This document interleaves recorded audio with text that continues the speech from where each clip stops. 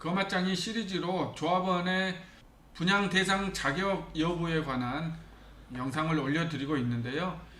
이번 영상에서는 2017년도부터 강한 부동산 투기 억제 정책이 시작됐잖아요. 그게 시작되면서 그 전에는 재건축에만 있던 조합원 지위 양도 제한 규정이 재개발 사업 구역에도 도입되었는데요. 조합원 지위 양도 제한 내용을 살펴보도록 하겠습니다. 그 내용은 도시 및 주거환경 정비법 제39조에서 설명하고 있습니다. 현행은 제39조이고요. 신규로 처음 도입됐을 때는 19조였으니까 직접 찾아보실 분들은 참고하시면 되겠습니다. 재개발 투자를 함에 있어서 정말 중요한 내용이니까요. 꼭 확인하시고 성공한 투자 되시면 좋겠습니다. 법의 조문 내용을 자세하게 보시겠습니다. 도시 및 주거환경 정비법 제39조 조합원의 자격 등이라고 해서 내용이 나열되어 있습니다. 한번 읽어보시겠습니다. 투기과열지구로 지정된 지역에서 재건축 사업은 조합 설립 인가 후, 2번 재개발 사업은 관리처분 계획 인가 후 건축물 또는 토지를 양수한 자는 제1항에도 불구하고 조합원이 될 수 없다라고 하고 있습니다. 그럼 1항은 뭘까요? 지금 읽어보신 거는 2항입니다. 1항에서는 조합원이 될 수 있는 자격에 대해서 나열하고 있죠. 이런 경우에는 조합원이 될 수 있는데 재건축 사업에서는 조합 설립 인가 후, 재개발 사업에서는 관리처분 인가 후 양수한 자는 조합원이 될 수 없다라고 하고 있습니다. 원칙은 이렇고요. 다만이라는 단서조항이 뒤에 따라붙죠. 같은 39조의 내용입니다. 39조에서 다만 단서조항으로 양도인이 다음 각호의 어느 하나에 해당하는 경우 양도인으로부터 그 건축물 또는 토지를 양수한 자는 그러하지 아니하다. 양도인, 그러니까 매도인이 1, 2, 3, 4, 5, 6, 7 7개의 조건에 해당된다 그러면은 이걸 양수한 자, 매수자는 조합원의 자격이 인정되는 걸로 하겠다는 거죠. 1호 보시겠습니다. 세대원의 근무상 또는 생업상의 사정이나 질병 치료, 취약 결혼으로 세대원이 모두 해당 사업구역에 위치하지 아니한 특별시, 광역시, 특별자치시, 특별자치도 시 또는 군으로 이전하는 경우, 그러니까 사업구역 외에 다른 도나 광역시 등으로 이전하는 경우에 이 물건을 매수하게 되면은 조합원 자격이 인정된다는 거고요.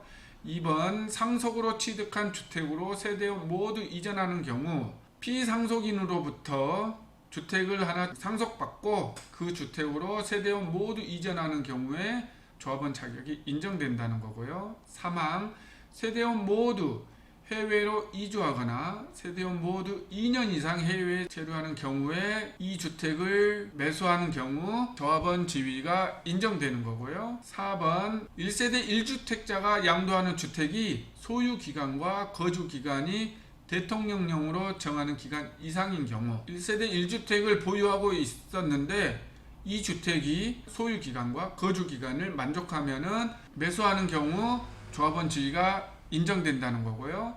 5번은 크게 흔하지 않은 경우니까 참고용으로만 읽어보시고요. 6번도 그렇고 7호 보시겠습니다. 7호는 좀 중요하죠. 그 밖에 불가피한 사정으로 양도하는 물건을 매수하는 경우에도 조합원 자격이 인정되는데 불가피한 사정을 대통령령으로 정하고 있다고 하죠. 그럼 여기서 대통령령으로 정하는 게 세 가지가 있는데요. 4호에서 대통령령으로 기간을 정하고 있고요. 6호에서 대통령령으로 정하는 사업이 있고요.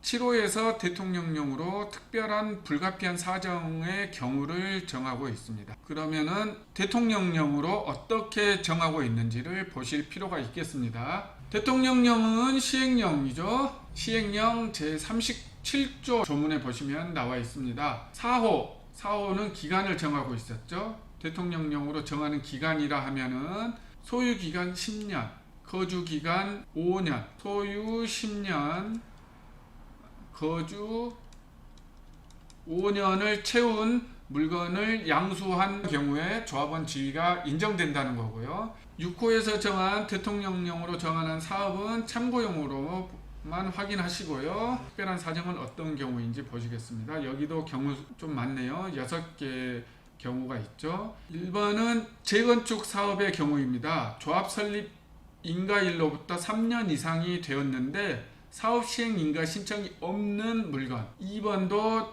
재건축 사업의 경우 사업 시행 인가일로부터 3년 이내 착공하지 못한 경우. 3번 착공일로부터 3년 이상 준공되지 않은 재개발, 재건축. 이건 공통이죠. 3년 이상 계속하여 소유한 경우. 그러니까 재건축의 경우에는 조합 설립에서부터 3년 이내에 사업 시행 인가를 신청하지 못한 물건 또는 사업 시행 인가를 받고 3년 이내에 착공하지 못한 경우, 착공일로부터 3년 이내에 준공하지 못한 경우, 이 세 가지 경우의 물건을 양수하는 조합원 자격이 인정되는 거고요. 재개발 사업에서는 3호의 내용처럼 착공일로부터 3년 이내에 준공하지 못한 물건을 양수하는 경우에 조합원 지위가 인정되는 거죠. 또 4호 보시겠습니다. 4호 토지 등 소유자로부터 상속 이혼으로 인하여 토지 또는 건축물을 소유한 자, 조합원 자격이 인정되고요. 5번 항목은 재개발지에서 가끔 나오는 물건들이죠. 국가, 지방단체 및 금융기관에 대한 채무를 이행하지 못하여 재개발 사업, 재건축 사업의 토지 또는 건축물이 경매 또는 공매되는 경우. 재개발, 재건축 여기도 공통입니다. 국가나 지방자치단체 및 금융기관에 채무를 이행하지 못한 경우입니다. 개인 간 채무 이행은 조건이 없으니까 이 부분은 꼭 확인하셔야 되겠습니다. 6호 투기과열지구로 지정되기 전에 건축물 또는 토지를 양도하기 위한 계약을 체결하고 투기과열지구로 지정된 날로부터 60일 이내에 부동산 거래 신고를 한 경우. 현재 시점에서는 이런 물건이 나오기는 어렵죠. 지금은 투기과열지구가 새로 지정된 지 꽤 시간이 지났으니까 나오기 어려운 물건인데, 혹시라도 새로 투기과열지구가 지정된다면 꼭 확인하셔야 될 내용 중에 하나이겠습니다. 이상 재개발 지역에서 조합원 지위 양도 제한 규정과 지위가 인정되는 몇 가지 특례 규정을 살펴봤습니다. 투자자께서 해당되는 구역이 어떤 지역에 해당되는지, 그 물건은 또 이런 각각의 사항에 해당되는지 꼼꼼하게 확인하시고요. 정확한 투자, 성공하는 투자가 되시길 바라겠습니다. 이상 거마장이었고요. 계속적으로 조합원 분양 대상에 관한 내용 올려드리도록 하겠습니다. 계속 관심 가져주시면 고맙겠습니다. 감사합니다.